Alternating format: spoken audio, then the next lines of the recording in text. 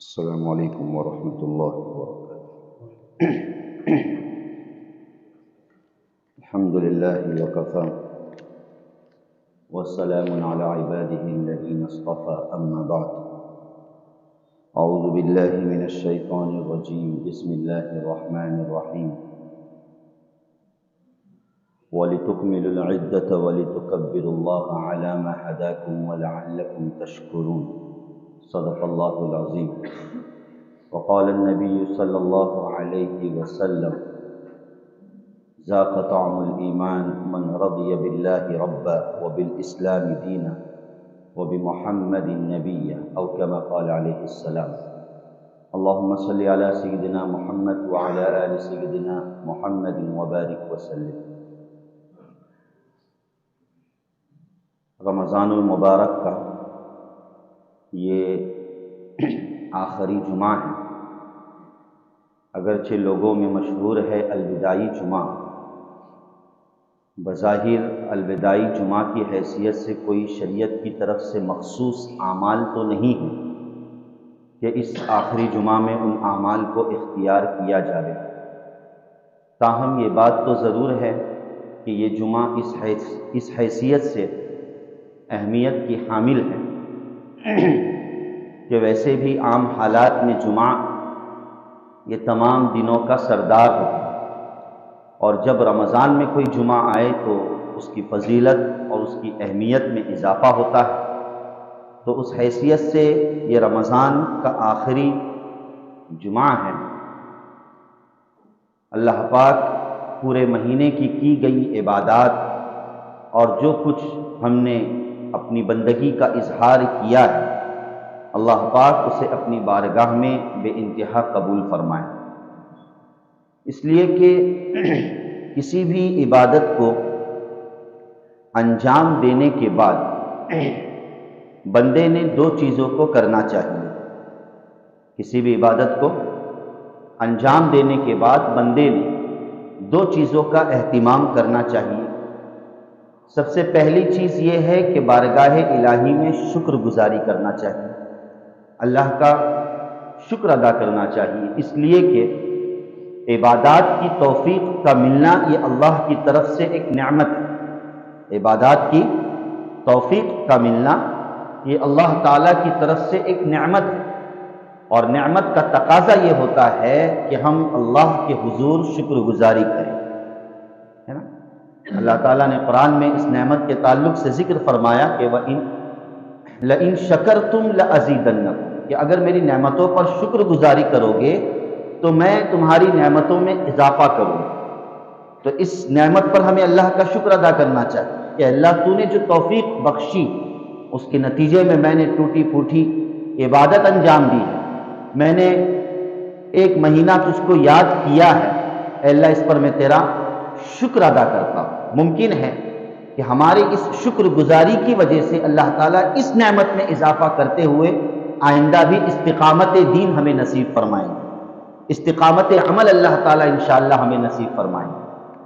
تو سب سے پہلا کام تو یہ ہے کہ اللہ کے حضور ہم شکر گزاری کریں، ٹھیک ہے۔ دوسرا کام یہ ہے کہ ہم کمی کوتاہیوں پر استغفار کریں، کسی بھی عبادت کے تعلق سے۔ جب بھی کوئی عبادت ہو تو ہم فوراً استغفار کریں۔ اسی لیے ہم جب نماز پڑھتے ہیں تو نماز سلام پھیرنے کے بعد مسنون اعمال اور ذکر میں سے کیا ہے؟ سلام پھیرتے ہی فوراً ہم کیا کہتے ہیں؟ استغفر اللہ، استغفر اللہ۔ کیا کوئی گناہ کا کام کیا؟ عام حالات میں استغفر اللہ ہم کب کہتے ہیں؟ جب کوئی ناگوار چیز دیکھتے ہیں یا کوئی ناگوار بات ہوتی ہے تو اس وقت ہم کیا کہتے ہیں؟ استغفر اللہ، یہ کیا کہہ رہے ہیں، ہے نا۔ لیکن نماز پڑھنے کے بعد ہم استغفر اللہ کیوں کہتے ہیں؟ اس لیے کہ ایک عبادت تھی، عظیم الشان عبادت تھی، کما حقہ، جیسے اس کا حق تھا ہم نے اس کو ادا نہیں کیا، جیسا اس کا حق تھا ہم نے اس کو ادا نہیں کیا، تو اس کمی کوتاہی پر اللہ سے ہم استغفار کر رہے ہیں کہ اللہ معاف کر دے۔ ہم نے تو اپنی بساط اور اپنی طاقت کے مطابق اس عبادت کو تیرے حضور پیش کیا ہے، تو اپنے شایان شان قبولیت کا قلم اس پر پھیر دے، شایان شان قبولیت کا قلم اس پر اے اللہ تو پھیر دے۔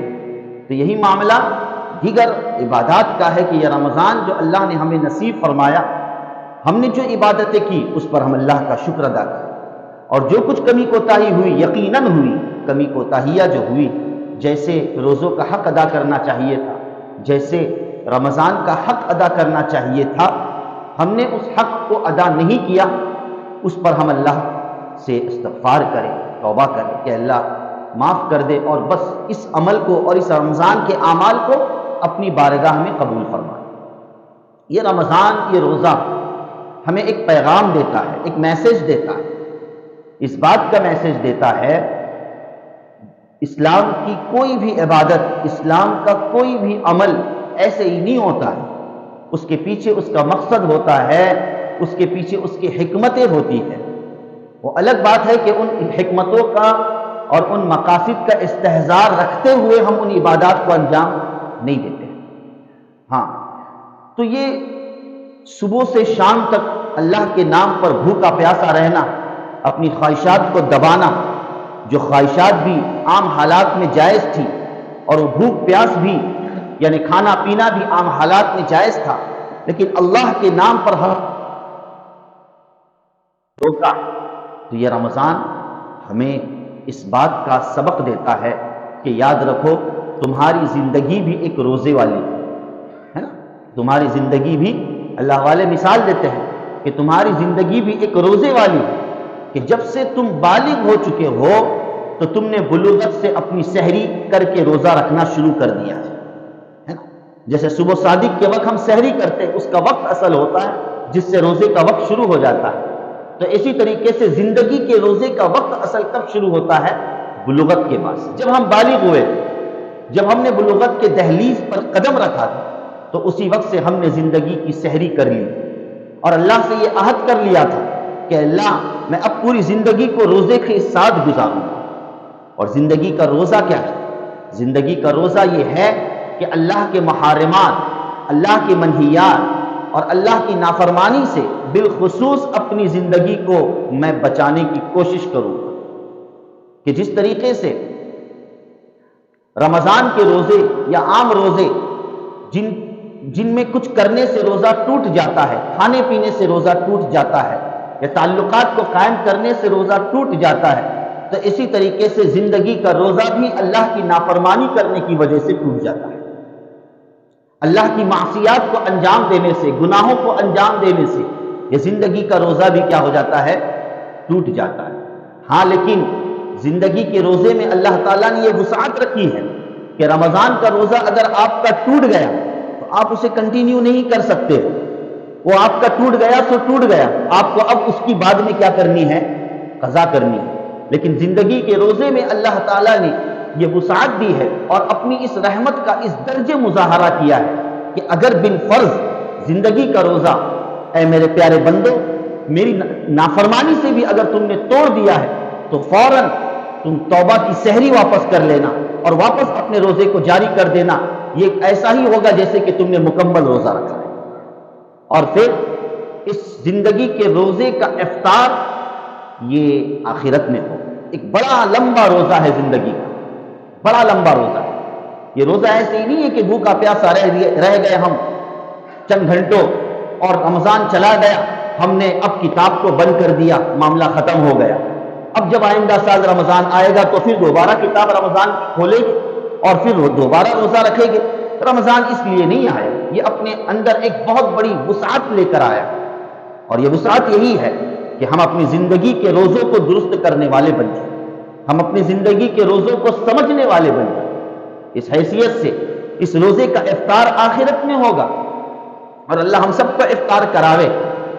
جیسے افطار کے موقع پر ہم سب سے پہلا اپنا ہاتھ کھجور اور پانی کی طرف خصوصاً بڑھاتے ہیں، تو اسی طریقے سے جنت میں داخلے سے پہلے اللہ تعالیٰ میدان محشر میں حوض کوثر پر ہم سب کو جمع کرائے گے، اور وہ جن لوگوں نے زندگی کا مکمل روزہ رکھا تھا اللہ تعالیٰ ان کا افطار اپنے محبوب صلی اللہ علیہ وسلم کے دست مبارک سے جام کوثر کے ذریعے سے کروائے۔ اللہ ہم سب کا شمار اس میں کروائے۔ اور ظاہر ہے کہ دنیا کے دسترخوان پر ہم صرف پانی پر اکتفا نہیں کرتے ہیں، پانی کے بعد دیگر اللہ کی نعمتوں سے ہم فائدہ اٹھاتے ہیں، پھل فروٹ اور دیگر چیزوں سے فائدہ اٹھاتے ہیں۔ تو حوض کوثر پر یعنی میدان محشر پر جو حوض کوثر ہوگا اس سے تو ہم نے روزہ افطار کر لیا اپنی زندگی کا، اب آگے بھی معقولات کھانے ہیں اور آگے بھی اللہ کی نعمتوں سے استفادہ کرنا ہے، تو اللہ تعالیٰ دنیا کے اور زندگی کے روزے رکھنے والوں کے لیے اللہ تعالیٰ جنت میں دسترخوان سجائے اور ہمارا اصل افطار جنت کے دسترخوان پر ہو۔ ہم جو دنیا کے اپنے گھروں کے دسترخوان پر بیٹھتے ہیں، اجتماعی شکل میں بیٹھتے ہیں، اللہ کے نام پر روزہ چھوڑتے ہیں، تو ہمیں چاہیے کہ اس جنت کے دسترخوان کا تصور کریں کہ کیا وہ عالم ہوگا، کیا وہ منظر ہوگا کہ اللہ تعالیٰ اس جنت کے دسترخوان پر ہم کو بٹھائے گے اور شایع نشان وہ جنت کا دسترخوان ہوگا۔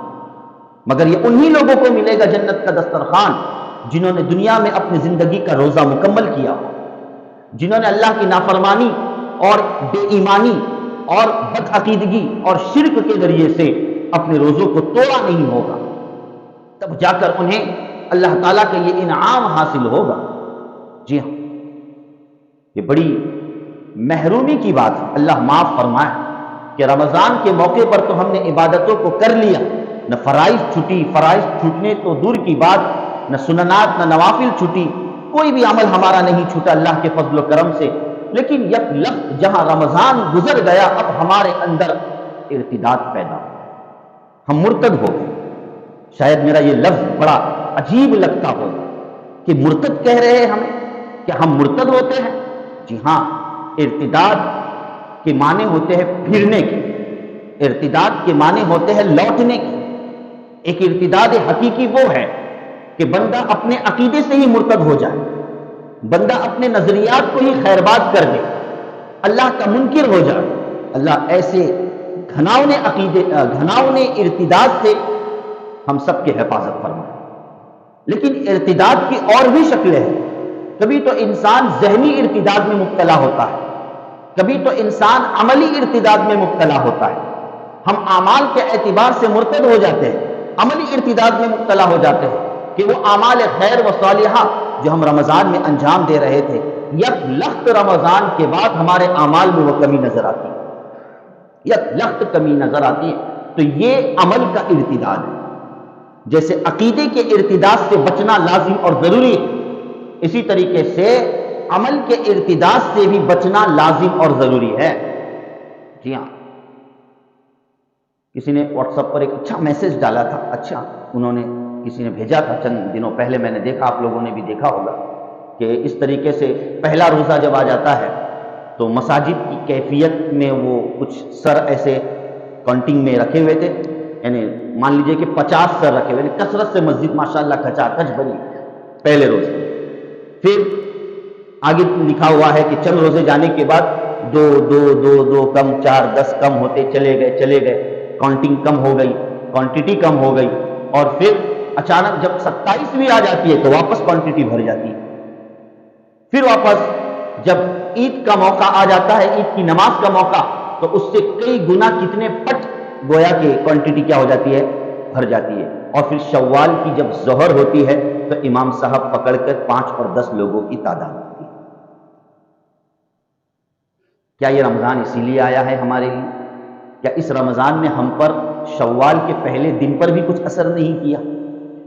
کسی اللہ والے سے کسی نے پوچھا کہ میرے عمل کی قبولیت کی علامت کیا، میں کیسے سمجھوں کہ اللہ تعالیٰ نے میرے فلانے نیک عمل کو قبول کر لیا؟ تو ان بزرگ نے اور اللہ والے نے بڑی سیدھی سادی بات بتلا دی کہ بالکل آسانی سے ہم جان سکتے ہیں کہ اللہ تعالیٰ نے میرے فلانے عمل کو قبول کیا ہے یا نہیں کیا ہے، بآسانی جان سکتے ہیں۔ کیسے؟ کہا کہ اس عمل کو کرنے کے بعد دوبارہ اس عمل کو کرنے کی اگر توفیق ملتی ہے، اس عمل کو کرنے کے بعد دوبارہ اس عمل کو کرنے کی توفیق ملتی ہے، تو یہ سمجھ جائیے گا کہ اللہ تعالیٰ نے پہلے والے عمل کو قبول کر لیا۔ ہم نے ظہر کی نماز پڑھی اور عصر کی نماز ہم پڑھ رہے ہیں، یہ سمجھ لیجئے کہ اللہ نے ظہر کی نماز کو قبول کر لیا، تبھی تو اللہ نے عصر کی توفیق دی ہے۔ بات سمجھ میں آئی؟ تو یہ میرے رمضان کے اعمال اللہ کی بارگاہ میں قبول ہوئے یا نہیں، تو اب اس کی کسوٹی اور اب اس کی بنیاد یہی ہے کہ میری زندگی اب رمضان کے بعد کیسی ہے، اب یہ دیکھنا پڑے گا۔ اگر میری زندگی رمضان کے بعد کچھ فیصد، تو بھی میں کچھ فیصد کی بات کر رہا ہوں کہ اگر انشاءاللہ کچھ فیصد بھی رمضان کے بعد میری زندگی اعمال پر ہے تو یقیناً اللہ تعالیٰ نے میرے رمضان کے اعمال کو قبول کر لیا ہے۔ اللہ تعالیٰ نے میرے رمضان کے اعمال کو کیا کر لیا بھائی؟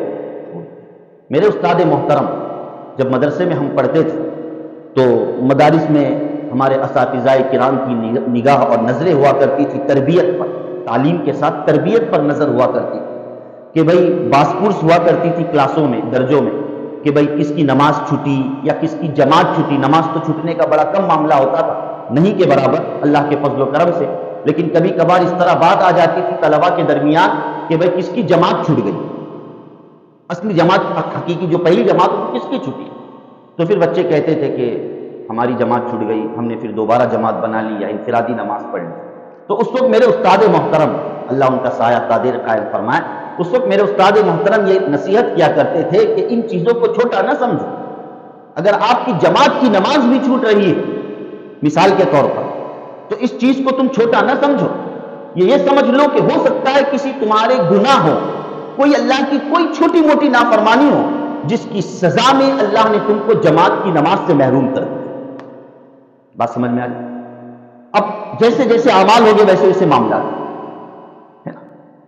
اگر کوئی بے نمازی کسی کی نماز ہی چھوٹ گئی تو یقیناً اس کا کوئی بڑا جرم ہوگا جس کی وجہ سے اللہ تعالیٰ نے اس کو فرضیت سے محروم کر دیا، اور اگر زندگی سے پورے اعمال ہی اگر نکل گئے تو یقیناً ہم اللہ کے نزدیک خطا کار ہے جس کی وجہ سے اللہ تعالیٰ نے ہمیں اعمال سے محروم کر دیا۔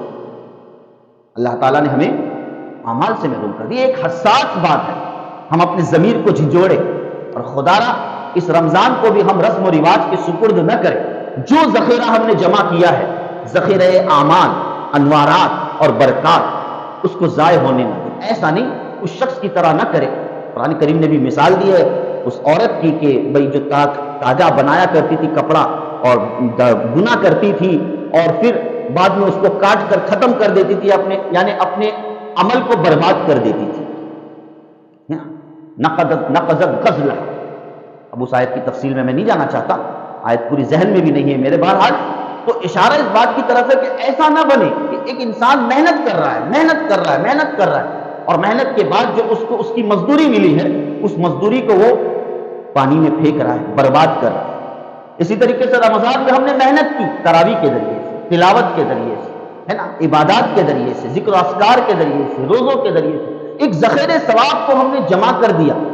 اب اس ذخیرہ ثواب کی سیونگ اور اس ذخیرہ ثواب کے اندر بڑھوتری اور اضافہ یہ اسی وقت ممکن ہوگا جب کہ ہم بعد کی زندگی میں اعمال پر قائم رہیں، بعد کی زندگی میں اعمال پر قائم رہے، وگرنہ ایسا نہ ہو کہ ہم اپنے اعمال کو ضائع کرنے والے بن جائیں۔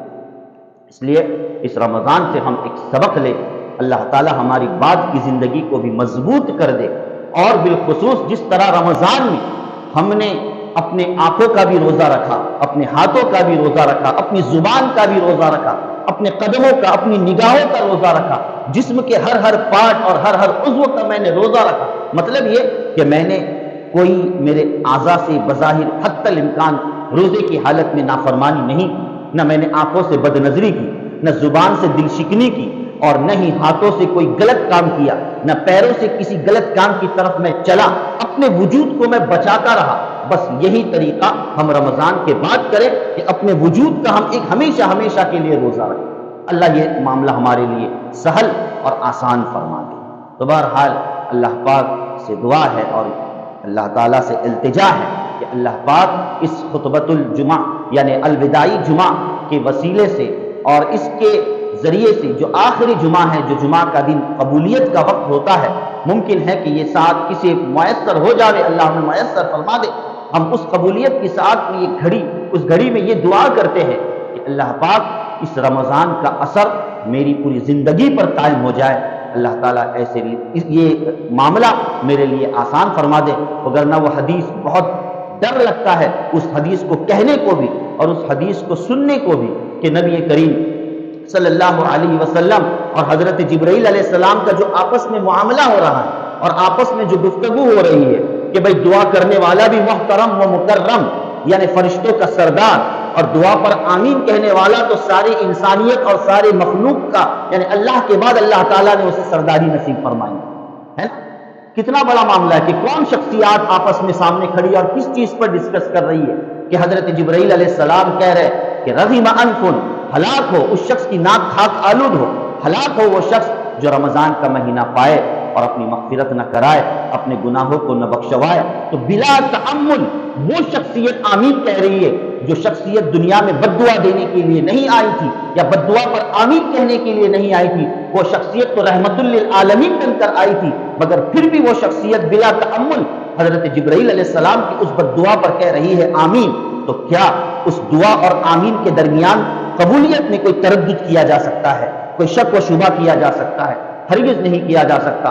اللہ اس بددعائیہ آمین سے ہم سب کی حفاظت فرمائے، اور اس ماہ مبارک کے ذریعے سے ہم سب کی اور جملہ ہمارے مرحومین جو دنیا سے جا چکے ہیں، اللہ پاک سب کی نام بنا مغفرت فرمائے، آمین یا رب العالمین۔ وآخر دعوانا ان الحمد